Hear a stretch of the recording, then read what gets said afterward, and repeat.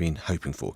I've been speaking to Lo Bue-Said. She's the CEO of Advantage Travel Partnership and has been taking part in the government's Global Travel Task Force. I started by asking her what kind of increase in travel we're going to see today. I think we will certainly see an increase from where we've been before. Obviously, international travel up until today has been banned, so we're certainly seeing a healthy start. And actually, we've got a lot of consumers and travellers who were booked on a lot of countries that didn't make the green list. So certain countries like Portugal, which is really one of the only countries in terms of mainstream Europe that has made the list, has certainly seen a steady increase in bookings, which is great.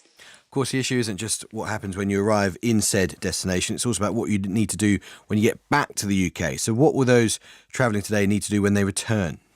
Absolutely. So, yeah, absolutely right. So as well as thinking about what does that country I'm going to require, quite separately, where does the country feature from where I've been travelling back from?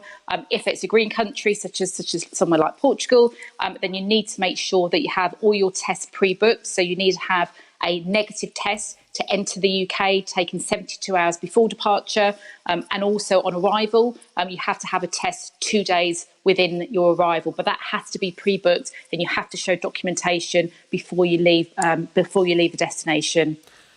And Julia, it's been a dreadful time, hasn't it, for the whole of the industry. Are you beginning to see whispers, murmurings of consumer confidence returning, especially when it comes to foreign bookings?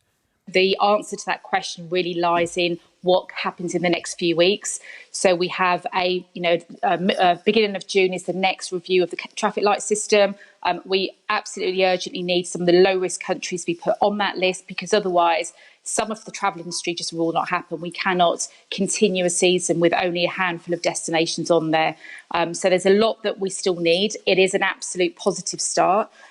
We need to reopen cautiously, but with a bit of ambition, particularly given the success of the vaccine and the success of what we're seeing now from the science in terms of how it's preventing transmission. So a good start, but a long way to go. Well, it's interesting you mentioned the coming weeks. I was going to ask you about your hopes for the expansion of the Green List. It's going to be reviewed, obviously, in early June, we think, from the Prime Minister. In your ideal world, what would you like to see?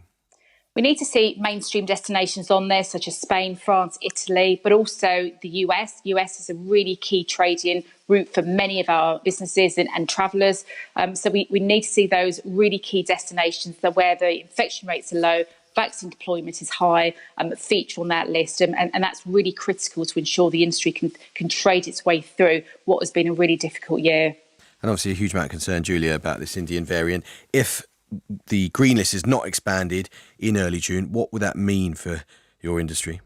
It will be catastrophic. It really will. We can't survive. An industry that's been shut down for almost 14 months cannot survive on a handful of destinations. And destinations clearly have their own rules. So even though we have 12 destinations, the vast majority of those you can't easily get to, but also the vast majority also have borders closed. So really important that we ambitiously open up international in a really safe way. Confidence will only increase when it's simple.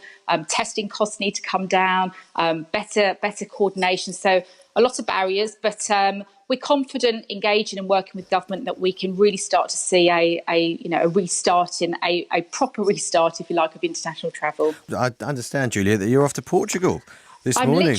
I am finishing this call and I'm in my car and I'm off. Yes, I'm off to Faro. So really, for me, it's about just to experience the process. I've experienced a nail bite in 48 hours of waiting for test results, etc., to come back because the Portuguese authorities do require that.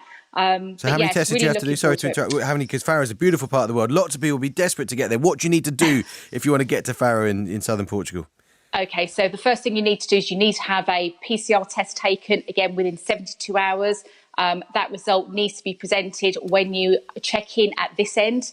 But also you need to do a Portuguese passenger locator form. That needs to be completed before you depart.